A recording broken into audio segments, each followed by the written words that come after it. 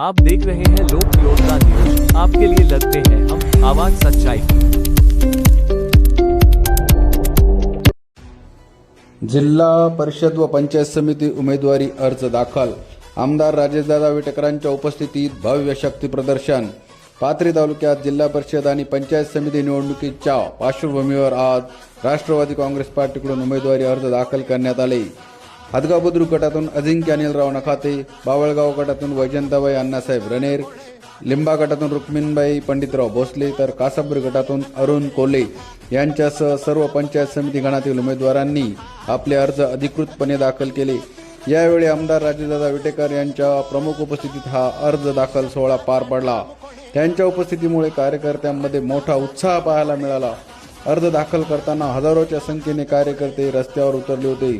ढोल ताशे घोषणा आणि जल्लोषाच्या वातावरणात भव्य शक्ती प्रदर्शन करण्यात आले। पाथरी शहर आणि परिसरात राजकीय वातावरण तापल्याचे चित्र यावेळी पाहायला मिळाले। तळागाळातील जनतेचे प्रश्न, विकास, पारदर्शकता आणि लोकहित या मुद्द्यावर ही निवडणूक लढवण्याचा निर्धार उमेदवारांनी व्यक्त केला। राष्ट्रवादी काँग्रेसच्या विकासाभिमुख धोरणांना अधिक बळ देण्याचा संकल्पही यावेळी करण्यात आला।